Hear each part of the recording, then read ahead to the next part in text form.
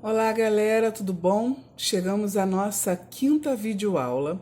Eu vou falar sobre o PCR e o que envolve a parte fisiológica de uma parada cardiorrespiratória, né? O que está envolvido nesse PCR é basicamente quatro coisas, né? A respiração, que no caso é a parte ventilatória, a apneia. O coração, que se divide em pulso, fibrilação, né, e batimentos, né?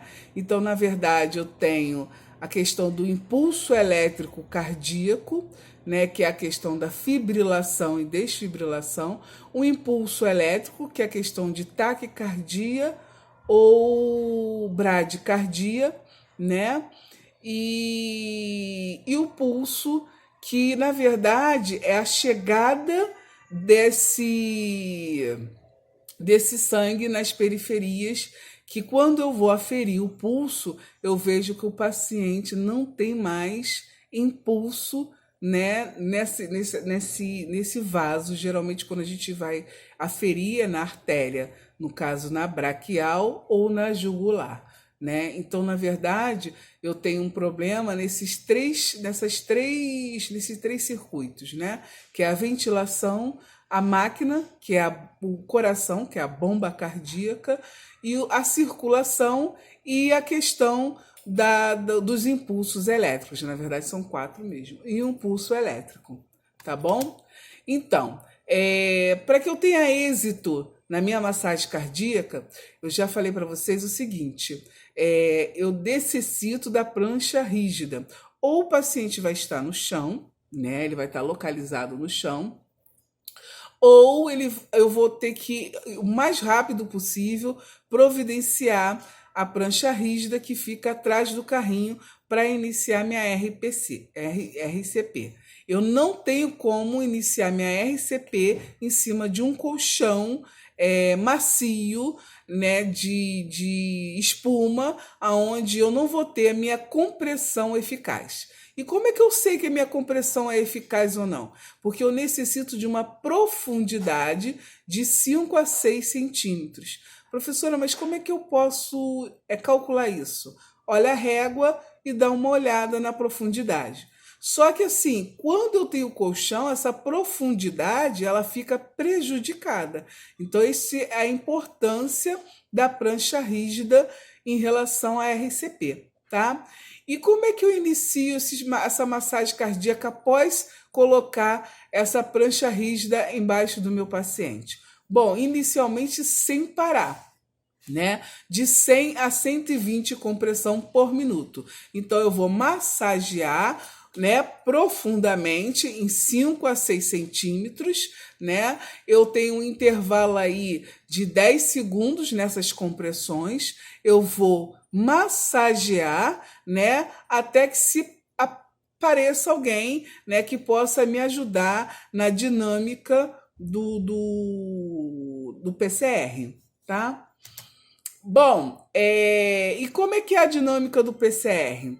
É 30 compressão para duas ventilações, quando eu tenho um ambu. E quando eu não tenho ambu, não posso ambuzar, professora?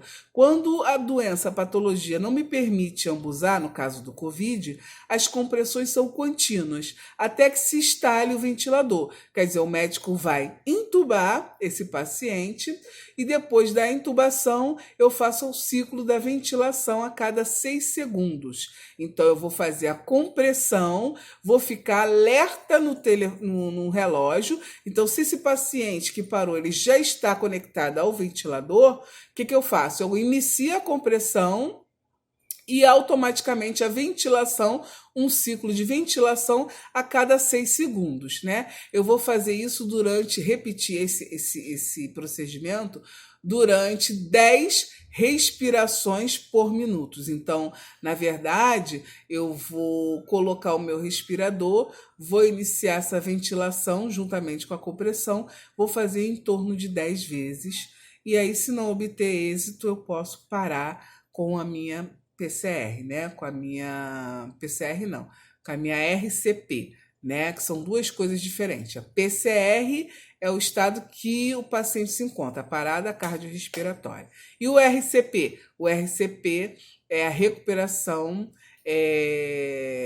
cardiopulmonar, né? Então, se eu não obtive êxito na minha RCP, eu paro e dali já não tem mais como fazer, porque se eu continuar e tiver êxito na minha RCP, eu posso ter um paciente com lesões cerebrais severas, tá?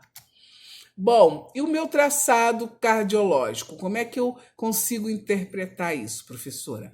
Bom, o quadro classificatório de um PCR, ela envolve o ritmo cardíaco, diassistolia, atividade elétrica sem pulso, fibrilação ventricular, taquicardia ventricular sem pulso. Então, se eu tiver qualquer desses parâmetros, assistolia, atividade elétrica sem pulso, fibrilação ventricular, e taquicardia ventricular sem pulso, automaticamente eu posso iniciar a minha parada.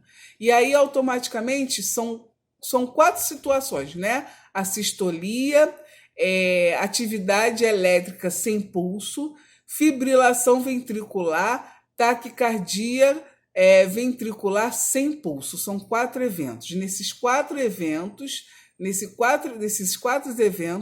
eu tenho essa parada ou esse não funcionamento ideal do coração.